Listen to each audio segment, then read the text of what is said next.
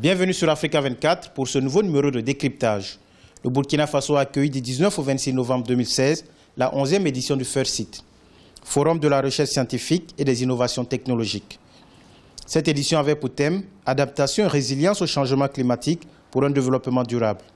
Place et rôle de la science, de la technologie et de l'innovation. Pour en parler, nous recevons M. Brahima Diawara. Il est le directeur général de l'Agence nationale de la valorisation des résultats de la recherche. Quel bilan scientifique faites-vous de la contribution de la recherche au développement du Burkina après cette 11e édition du FIRST? Je pense que le bilan est très satisfaisant, dans la mesure où nous avons eu des présentations scientifiques de haut niveau sur le sujet et qui nous a permis de voir dans la sous-région quelles sont les avancées au plan scientifique.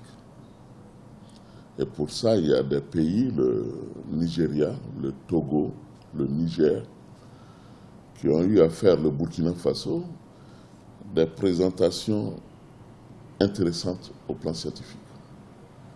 Donc, ces présentations, le public était présent pour poser des questions et voir maintenant par rapport aux résultats scientifiques présentés, qu'est-ce qui peut être appliqué? Parce que ça aussi, c'est un des objectifs que nous visons. Et là également, des questions ont été posées et des réponses appropriées ont pu être données, et voire même certains résultats applicables au niveau de l'exposition. Quel regard portez-vous sur la production des chercheurs burkinabés? Les chercheurs trouvent toujours, au Burkina Faso comme dans les pays de la sous-région, nous appartenons à une catégorie de pays pauvres. Toutes les caractéristiques sont là pour nous qualifier de pays pauvres. Et vous savez, en tant que pays pauvre, chaque année, le gouvernement et les partenaires techniques et financiers donnent des milliards à la recherche pour mener des travaux de recherche. Et pour la plupart, les résultats scientifiques et techniques sont là, sont validés, sont envoyés aux partenaires techniques et financiers, aux partenaires scientifiques qui sont des universités d'autres pays africains et des universités des pays d'Europe. Les résultats sont là. Quel usage faites-vous des résultats de la recherche au Burkina Faso? Le grand problème aujourd'hui de nos structures de recherche, c'est de trouver une méthodologie, une démarche fiable, crédible et qui implique tous les acteurs en termes de valorisation des résultats de la recherche et mettre en œuvre ces stratégies, cette démarche. Aucun pays, aujourd'hui, dans notre sous-région, je ne vois aucun pays qui dispose de démarches fiables et crédibles. Parce qu'il faut satisfaire les utilisateurs.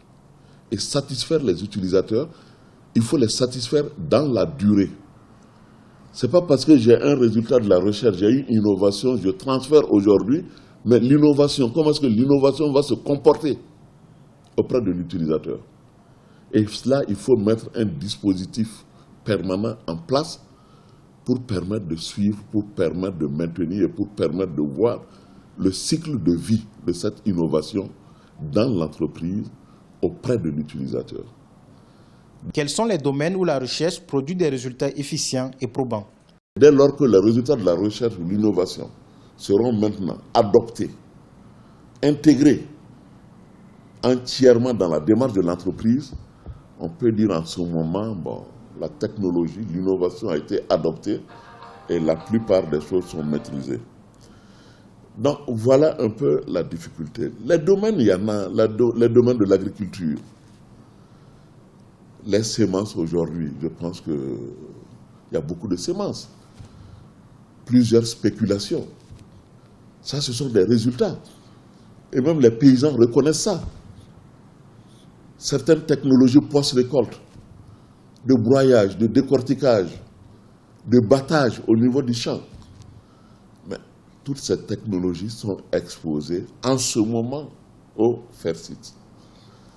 Donc ce sont des outils qui sont bien visibles. Dans le domaine de la santé également, dans le domaine des sciences sociales.